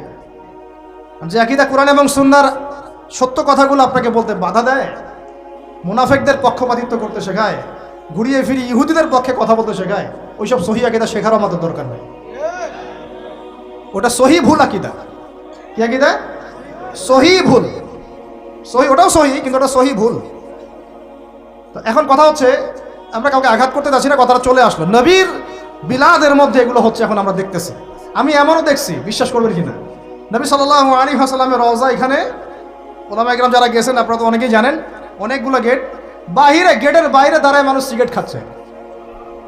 আপনারা যদি এখন যান, অনেকে দেখতে পারবেন এই দৃশ্যটা। দেখেন, ফিলিংসই নাই যে আমাদের নবী সাল্লাল্লাহু আলাইহি ওয়াসাল্লাম আমার থেকে যে 500 গজ দূরে বা 1000 গজ দূরে আছে। মানুষের চিন্তা চেতনা এখন এই জায়গায় চলে আসছে। তো নবীকে মহব্বত করতে হবে। নবীকে মহব্বত করার সবচেয়ে বড় নিদর্শন হচ্ছে আমি তার সুন্নত মেনে চলি কিনা। তার মতো উঠি, তার মতো বসি, তার মতো ঘুমাই, তার মতো খাই। খাওয়া তো বাদ, আমাদের তো খাওয়ার টেবিলে আমরা হেরে গেছি। নবীজি বলেছেন 1 পেট খাও, আমরা খাই 7 পেট। কয় পেট? আমরা খাওয়ার টেবিলে হেরে গেছি। আমার ওস্তাদ একটা কথা বলেন, যে মুসলমান খাবার টেবিলেই হেরে যেতে পারে, এরা কোশ্চিন গেল জিহাদের মাঠে জিততে পারবে না। যারা জিতেছে, ওই যে আমেরিকাকে পিটাই বের করছে, ওরা দেখবেন খালি রুটি খায়, মোটা মোটা রুটি, তা 2টা-3টা করে। তাবলিগের সময়তে দেখেন নাই আপনারা, 2টা করে রুটি খায়, সারাদিনে 2-3টা রুটির বেশি কিছু খায় না। ওদের ফিগার ফিটনেস আমাদের চেয়ে এত বেশি ভালো, আমার মতো 10টা ছেলেকে একাই সময় দিতে পারবে, এত ভালো। সপ্তাহে একদিন খালি রাইস খায়, তাও শুক্রবারে। এটা দেখছি আমরা তাবলিগে। তো তাদের দ্বারা ইসলামের যে খেদমত হয়েছে, আমাদের দ্বারা হয়েছে? তা খাওয়ার টেবিলে আমরা হেরে গেছি। খাবার ঠিক করেন, রমজান মাসে বেশি বেশি খাবেন না, গপ গপ করে খাবেন না। সাহারিতে পরিমিত খাবেন, কিন্তু পুষ্টিকর খাবার খাবেন। ইফতারে আবার 7 পেট খেয়ে তারাবির নামাজে ঘুমায় যান। লিমিটেড খাবেন, কিন্তু পুষ্টিকর খাবার খাবেন। আর এখনকার খাবারের যে মান, এগুলো যত কম খাওয়া যায় ততই ভালো। আমার খুব মন চায় যে সব দেশি পণ্যের একটা বিজনেস শুরু করি। আমি নিয়াত করছি, আল্লাহ পাক তৌফিক দান করবেন। মানে আমরা চাচ্ছি ব্যবসা করতে, এবং অনেক তরুণ উদ্যোক্তা আছে আমাদের ভাইরা, তাদের থেকে আমরা একটা সমন্বয় চাচ্ছি আর কি। সব দেশি পণ্যগুলো যদি একটা সুন্দরভাবে পাওয়া যায় এক জায়গায়, আমাদের জন্য খুব ভালো হয়। ফ্রেশ খাবার খেতে পারেন। এখন কোথায় ফ্রেশ খাবার পাবেন? চালে ভেজাল, মাছে ভেজাল, গোশত খাচ্ছেন আপনি, গরুর গোশত, ওইখানেও ভেজাল। খাইলে ক্যান্সার হবে, খাইলে ক্যান্সার হবে। একটা ডাব কিনতে যাচ্ছেন ঢাকা শহরে, ডাব, ওই ডাবের পানি সে আগেই বের করে রেখে দিছে। কি অবস্থা চিন্তা করছেন? প্রতারণা দিয়ে ভরে গেছে পুরা, উপর থেকে নিচ পর্যন্ত খালি প্রতারণা প্রতারণা। এত ইনোভেটিভ বুদ্ধি মানুষের মাথায়। বিশ্বাস হারাই গেছে শহর থেকে, প্রতারণা হারাই গেছে, প্রতারণা উঠে, মানে আমানত উঠে গেছে, প্রতারণা দিয়ে ভর্তি হয়ে গেছে। স্তরে স্তরে আমরা এইভাবে একে অপরকে ঠকাচ্ছি। কে কাকে ঠকাবো এটাকে আমি ক্রেডিট মনে করি। আর পরিচয় হয়ে গেছে আমাদের এরকম, ভাই কি নাম, কি করেন? আমার নাম অমুক, ওই যে দেখতেছেন 10তলা বিল্ডিংটা, ওইটা আমার, এটাই পরিচয়। কি নাম আপনার, কি করেন, পেশা কি? ওই যে অমুক জায়গায় একটা সোসাইটি আছে, ওই সোসাইটিতে একটা ফ্ল্যাট আছে আমার, এটা পরিচয়, এটাই পরিচয়। আর আপনাদেরকে ওই হাদিসটা শুনাই দিই, লোভ সামলাতে পারতেছে না। নবী সাল্লাল্লাহু আলাইহি ওয়াসাল্লাম বলেছেন, একটা হাদিসে আল্লাহ নবীকে জিবরাইল আলাইহিস সালাম এসে 4টা প্রশ্ন করেছেন, 4টা উত্তর দিয়েছেন। শেষেরটাতে তিনি বলেছেন, কিয়ামত কবে হবে আমি জানি না, মাল মাসউলু আনহা বিআলামি মিনাস সাইল। প্রথমে ছিল ইসলাম কাকে বলে, ঈমান কাকে বলে, ইহসান কাকে বলে, তারপরে প্রশ্ন করেছেন কিয়ামত কবে হবে, তিনি বলেছেন আমি জানি না। মাল মাসউলু আনহা বিআলামি মিনাস সাইল। প্রশ্নকারী উত্তরদাতা চেয়ে বেশি জানে না, বা আমাদের দুজনের কেউই জানে না এক্স্যাক্টলি কোন ডেটে কিয়ামত হবে। 5ম প্রশ্ন তিনি করছেন আরেকবার, যে ফাখবিরনি আন আমারাতিহা, তাহলে কিছু মানে আলামত বলে দেন, কিয়ামতের কি বলে দেন, কিছু নিদর্শন বা আলামত বলে দেন। নবী সাল্লাল্লাহু আলাইহি ওয়াসাল্লাম এমন 2টা আলামত বলেছেন যার সাথে বর্তমান বিশ্বের প্রত্যেকটা বড় বড় শহর মিলে যাবে, প্রত্যেকটা বড় বড় শহর, এমনকি আমাদের ঢাকাও। নবীজি বলছেন, শুনেন সাল্লাল্লাহু আলাইহি ওয়াসাল্লাম, তিনি বলছেন, আনতালিদা লামাতু রাব্বাতুহা, যখন দেখবা যে দাসী তার মনিবকে জন্ম দিচ্ছে, দাসী তার মনিবকে জন্ম দিচ্ছে। অনেক ব্যাখ্যা হয়, ওলামায়ে কেরামের একটা ব্যাখ্যা বলা, সবক শোনাই দিচ্ছি। ওলামায়ে কেরামের একটা সবক হচ্ছে, আনতালিদা লামাতু রাব্বাতুহা, দাসী তার মনিবকে জন্ম দিচ্ছে মানে শেষ জামানায় সত্য হবে মিথ্যা, মিথ্যা হবে সত্য, ন্যায় হবে অন্যায়, অন্যায় হবে ন্যায়, হক হবে বাতিল, বাতিল হবে হক। মানে আমানতদার তাকে বলবে খেয়ানতকারী, খেয়ানতকারীকে বলবে আমানতদার, মানে উল্টায় যাবে মানদণ্ডটা। এটা হচ্ছে দাসী মনিবকে জন্ম দিচ্ছে, কারণ আসলে দাসী মনিবকে জন্ম দেয় না। আরেক শ্রেণীর ওলামায়ে কেরাম তারা বলেছেন যে এর অর্থ হচ্ছে এমন যে পিতা মাতার সাথে দাস দাসীর মতো আচরণ করা হবে, এটাও একটা ব্যাখ্যা। তো এরপরে দেখেন এই আলামতটা মিলে যায় নাই আমাদের সোসাইটির সাথে, সমাজের সাথে, বিশ্বের সাথে, মানদণ্ড উল্টাই গেছে না? আরেকটা যেটা, এটা আপনার সামনে চোখ খুলে দিন। দ্বিতীয়টা তিনি বলছেন, ওয়ান তারাল হুফাতাল উরাতাল আলাতা রিয়াশাই ইয়াতাতাওয়ালুনা ফিল বুনিয়ান, যখন তোমরা দেখবে, ঢাকাবাসী শুনেন, যখন তোমরা দেখবা সমাজের নগ্ন পদের, মানে স্যান্ডেল কেনার টাকা ছিল না, একদমই ভোগানাঙ্গা, স্যান্ডেল কেনার টাকা, তাহলে কত মানে নিচে চিন্তা করেন, নগ্ন পদের নগ্ন দেহের, মানে দেহে কাপড় পরার টাকা ছিল না, অর্থ ছিল, সামর্থ্য ছিল না। এবং রাখাল ছিল, রিয়াশাই, পশুপালন করতো রাখাল। এরা ইয়াতাতাওয়ালুনা ফিল বুনিয়ান, এরা উঁচু উঁচু বিল্ডিং নির্মাণ করবে না, বরং উঁচু উঁচু বিল্ডিং নির্মাণের প্রতিযোগিতা করবে। বুঝতে পারি না? কিয়ামতের অন্যতম একটা নিদর্শন হচ্ছে যাদের পায়ে স্যান্ডেল ছিল না, গায়ে কি ছিল না, কাপড় ছিল না, রিয়াশাই রাখাল শ্রেণীর মানুষ ছিল, এরকম নিম্ন শ্রেণীর মানুষেরা উঁচু উঁচু বিল্ডিং নির্মাণের কি করবে, প্রতিযোগিতা। আপনার 10 আমার 15, আপনার 15 আমার 16, আপনার 4টা ফ্ল্যাট আমার 5টা, আপনার 2টা বাড়ি আমার গুলশান বনানী বাড়িধারা, এগুলো মিলে 4টা 5টা বাড়ি, ইয়াতাতাওয়ালুনা ফিল বুনিয়ান, কিন্তু শুরুতে দেখবেন এদের পায়ে কিছুই ছিল না, স্যান্ডেলও ছিল না, গায়ে কাপড়ও ছিল। অন্যতম শ্রেষ্ঠ একটা নিদর্শন, যেটার মধ্যে পুরো এই বিশ্বটা এখন ডুবে আছে। আমি একটা প্রশ্ন করি, এখন আপনাদেরকে উত্তর দেন দেখি, কিভাবে হালাল পথে এরকম শ্রেণীর মানুষেরা এত উঁচু উঁচু বিল্ডিং নির্মাণের প্রতিযোগিতা করতে পারে? কিভাবে সম্ভব? কিভাবে সম্ভব বলেন? আপনি দুজন কি এখন 50 তলা বিল্ডিং নির্মাণের প্রতিযোগিতা করতে পারবেন এখন এই অবস্থায়? এখন আমাদের কনক্লুশন শুনেন, এটা সম্ভব তিনটা মাধ্যমে। কটা মাধ্যম? এক, হয় অন্যের সম্পদ গুন্ডাগিরি করে, জুলুম করে, ওই যে মারামারি কাটাকাটি দাঙ্গা হাঙ্গামা করে দখল করতে হবে, জুলুম করে। এক, এটা হচ্ছে না, সমাজে হয় নাই, ভূমিদস্যু নাই, হরহ দাপট দিয়ে সব দখল করে ফেলতেছে। পরকালের কোনো ভয়ই নাই, আল্লাহ পাক যে কাঁধের মধ্যে 7 তবক জমি চাপাই দিবে এটা ভয় নাই।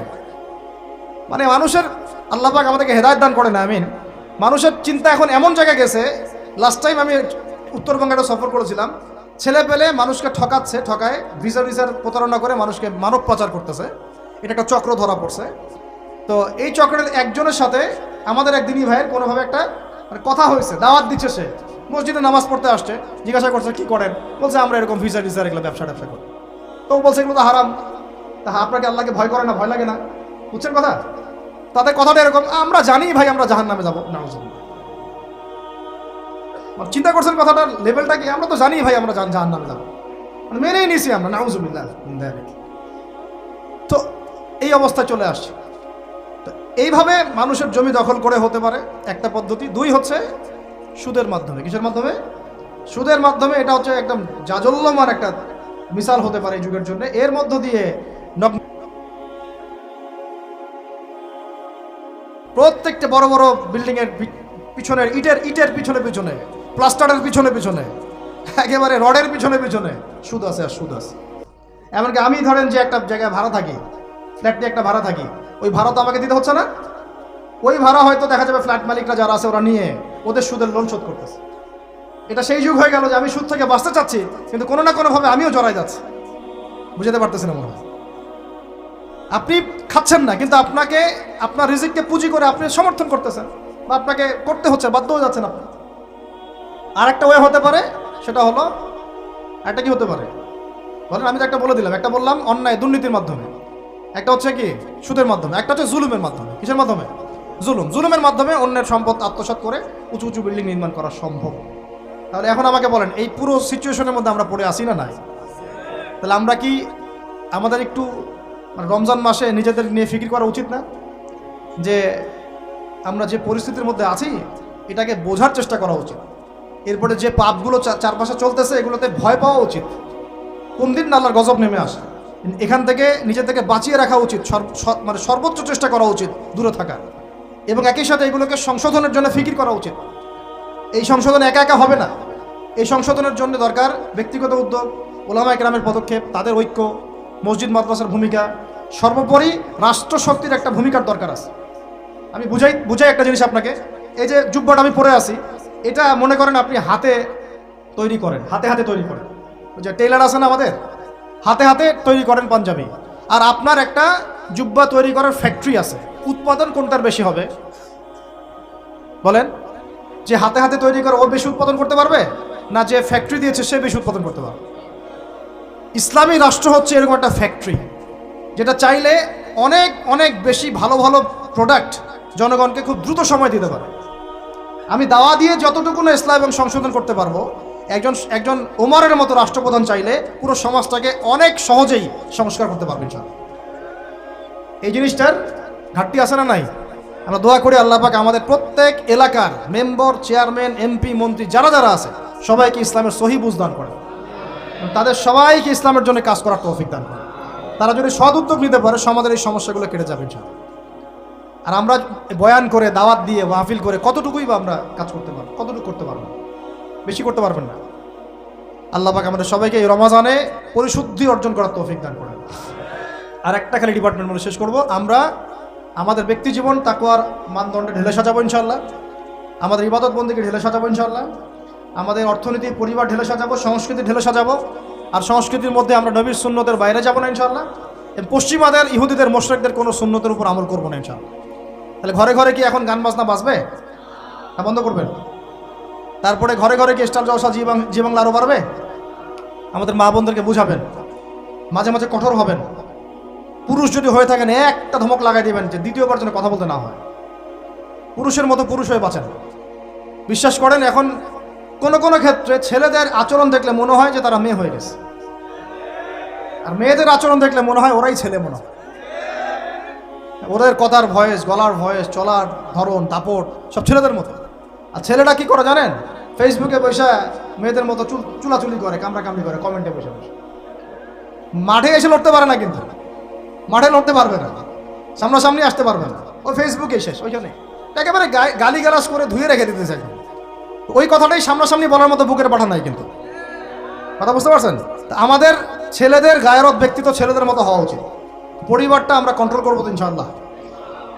আমার মেয়ে, আমরা বেঁচে থাকতে আমাদের মেয়েরা বেপর্দা বাইরে যাবে না ইনশাআল্লাহ। আমরা বেঁচে থাকতে আমাদের স্ত্রীরা বাইরে বেপর্দা যাবে না ইনশাআল্লাহ। পারা যাবে না ইনশাআল্লাহ। আর মা এবং বাবাদের প্রতি কঠোর হওয়া যাবে না।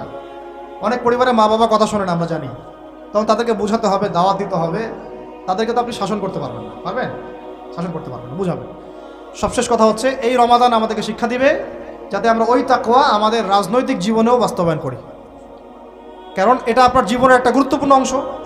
আল্লাহ পাক আপনাকে তৌফিক দিয়েছেন, ক্ষমতা দিয়েছেন, আপনি পলিটিক্স করছেন। এখানে কি আল্লাহ ভীতির কোনো জায়গাই নাই?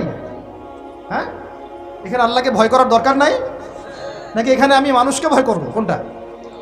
আমি কি এখানে চাইলে একটা মানুষের ক্ষতি করে দিতে পারি? একটা মিথ্যা মামলা ধরা দিতে পারি? আমি চাইলে একটা মাজলুমের প্রতি, দুর্বলের প্রতি জুলুম করতে পারি?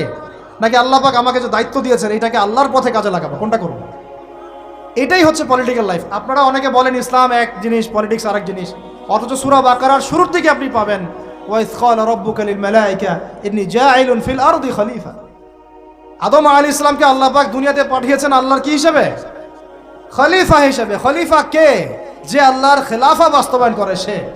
আল্লাহর খেলাফা কি? আল্লাহর বিধান অনুযায়ী সমাজ চালানোই হচ্ছে আল্লাহর খেলাফা। বুঝাতে পারলাম না? আদম আলাইহিস সালাম কি হিসেবে এসেছেন? উত্তর, খলিফা হিসেবে। খলিফা কাকে বলে? যে আল্লাহর খিলাফা বাস্তবায়ন করে। আল্লাহর খিলাফা কি? আল্লাহর বিধান দিয়ে আল্লাহর জমিন শাসন করা, এটাই খিলাফা। তাহলে ইসলামে পলিটিক্স নাই? শুরুতেই তো পলিটিক্যাল কনসেপ্ট পাচ্ছেন আপনি। আমরা সবাই আল্লাহর খলিফা নই? আমরা সবাই কি আল্লাহর খলিফা না? আল্লাহর খলিফা হিসাবে আমাদের দায়িত্ব কি? শয়তানের বিধান বাস্তবায়ন করা না আল্লাহর বিধান বাস্তবায়ন করা? এটা হলো আমাদের পলিটিক্যাল হেদায়েত কোরআন থেকে। আল্লাহ রাব্বুল আলামিন আমাদের সবাইকে কথাগুলো বোঝার তৌফিক দান করুন। শেষ করার আগে আমরা একটু নিয়াত করি, এই রমাদানে ইনশাআল্লাহ আমরা সময়কে সর্বোচ্চ মূল্যায়ন করবো ইনশাআল্লাহ। 1, 2 নাম্বার, মানসিক, শারীরিক, আত্মিক প্রস্তুতি নিব যে রমাদান আসতেছে, একটা গোল্ডেন অপরচুনিটি আমার সামনে আসতেছে ইনশাআল্লাহ। 3 নাম্বার, এই রমজানে আমার প্রধান পাঠ্য বই হবে আল কোরআন। কারণ শাহরু রমাদানাল্লাযী উনজিলা ফীহিল কোরআন, এই রমাদান সেই মাস যে মাসে কি নাজিল হয়েছে? কোরআন নাজিল হয়েছে। তো আল্লাহ পাক আমাদের সবাইকে রমজান মাসে বেশি বেশি কোরআন তেলাওয়াত করার তৌফিক দান করেন, কোরআনের অর্থ পড়ার তৌফিক দান করেন, এর আদেশ মানার তৌফিক দান করেন, এর নিষেধ ছাড়ার তৌফিক দান করেন, কোরআনের দাওয়াত মানুষের কাছে পৌঁছানোর তৌফিক দান করেন এবং কোরআনের সমাজ বাস্তবায়নের তৌফিক দান করেন। 4 নাম্বার হচ্ছে, রমাদান মাসে আমরা একবারে ভরপেট খাবো না ভাই, ঠিক আছে ভাই? নিয়াত করলাম তো ইনশাল্লাহ। পুষ্টিকর খাবার, পরিমিত খাবার এবং ফ্রেশ খাবার। পুষ্টিকর খাবার, পরিমিত খাবার এবং ফ্রেশ খাবার। এর বাইরে গেলে আপনি ফিজিক্যালি দুর্বল হয়ে যাবেন, যে আমরা দুর্বল হয়ে গেছি এখন এই ভেজাল খাইতে খাইতে। প্রতিদিন আমরা বিষ খাচ্ছি, বিষ। কেমনে যে আমরা বাইচে আছি আল্লাহই ভালো জানে। সিরিয়াসলি বলতেছি, খাবারের যা অবস্থা, কেমনে যে আমরা বাইচে আছি আল্লাহই ভালো জানে। এই অধিদপ্তরগুলো যারা নিয়ন্ত্রণ করেন তারা যদি আইনের সুশাসন নিশ্চিত করতে পারতেন, মোবাইল কোর্ট বসায় বসায় ওমরের মতো শাস্তি দিতে পারতেন, কারো সাহস ছিল না খাবারে ভেজাল ঢুকায়।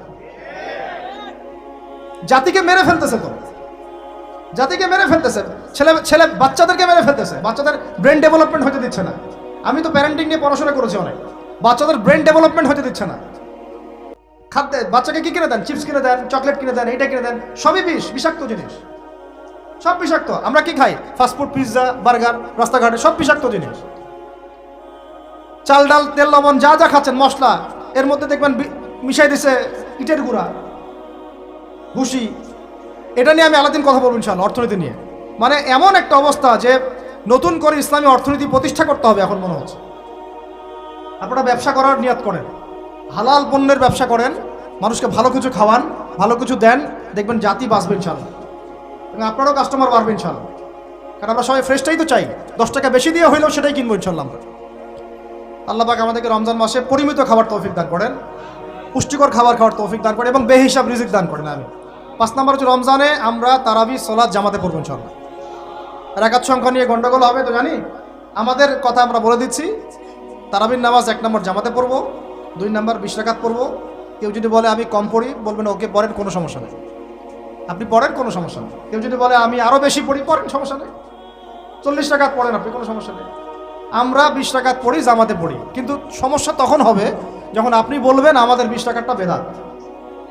যদি এই কথাটা বলেন তাহলে সমস্যা হবে, তখন আমাদের সাথে মাদ্রাসায় বসতে হবে। আমরা আমাদের মাসলাকে আছি, জামাতে সালাত পড়বো ইনশাল্লাহ, তারাবি সালাত, খতমে কোরআন পড়বো ইনশাল্লাহ, এবং চেষ্টা করবো 20 রাকাত পড়ার ইনশাল্লাহ। কেউ যদি বলে এটা বেদাত, তখন আমাদের সাথে বসাই দিবেন, ওলামা কেরামের সাথে বসাই দিবেন। মনে রাখবেন, উসমান রাদিয়াল্লাহু আনহু যদি 2টা আজান দিতে পারেন জুমার, আমি আবু তো আদনানে দিতে কোনো সমস্যা নেই। ওমর ইবনুল খাত্তাব যদি 20 টাকার তারাবি পড়তে পারেন নিজে, আমার মতো হাজার হাজার মানুষের পড়তে কোনো সমস্যা নেই। আমরা সাহাবীদের চেয়ে বেশি দিন বুঝি না। মা আনা আলাইহি ওয়া আসহাবি আল-ইয়াউম আলাইকুম বিসুন্নতি ওয়া সুন্নতি খুলাফায়ে রাশিদিন মাহদিয়িন মিন বা'দি। এই হাদিসগুলো শোনাই দিবেন। আল্লাহর রাসূলের সুন্নাহও যেমন আমরা ফলো করব, সাহাবীদের সুন্নাহও ফলো করতে হবে। আপনারা বোঝা যাচ্ছে কি? সাহাবীরা হচ্ছে মানদণ্ড আমাদেরকে, নবীকে পাওয়ার মানদণ্ড কারা? সাহাবীরা। সোজা কথা, এটা নিয়ে তো বাহাসের কিছু নাই। সাহাবীদেরকে বাদ দিয়ে আপনি নবীকে মানতে পারবেন কিভাবে? বলেন কথা। আব্দুল্লাহ বিন ওমর, আব্দুল্লাহ বিন মাসউদ রাদিয়াল্লাহু আনহুম আজমাইন, আবু বকর, ওমর, ওসমান, আলী রাদিয়াল্লাহু আনহুম আজমাইন, তাদের চেয়ে কি আমরা ইসলাম বেশি বুঝবো? কখনো এটা সম্ভব? তাদের মধ্য দিয়ে আমরা নবী সাল্লাল্লাহু আলাইহি ওয়াসাল্লামকে অনুসরণ করব, বাস, সিম্পল। এটা হলো খায়রুল কুরুন। আল্লাহ পাক আমাদেরকে কথাগুলা দিলের কান দিয়ে বোঝার তৌফিক দান করেন। 6 নম্বর কথা হচ্ছে ভাই, রমজান মাসে বেশি বেশি মানুষকে ইফতার করাবেন। রাজি আছেন তো ইনশাআল্লাহ? 7 নম্বর, রমজান মাসে সমস্ত ফরজিয়াত আদায় করব, স্পেশালি নামাজের সাথে যাকাত। নামাজের সাথে ওই যে ব্যবসায়ীদের কথা তো বলছিলাম, বহু ব্যবসায়ী আছেন আপনারা, মিলসের মালিক, ফ্যাক্টরি মালিক, ইন্ডাস্ট্রির মালিক, যাকাত দেন না। হিসাব করে বের করেন যাকাত কত টাকা। একজনের যাকাত দিয়ে একটা গ্রামের মানুষকে খাওয়ানো যাবে? তালেবে ইলম যারা এবং উলামায়ে কেরাম, তাদের উচিত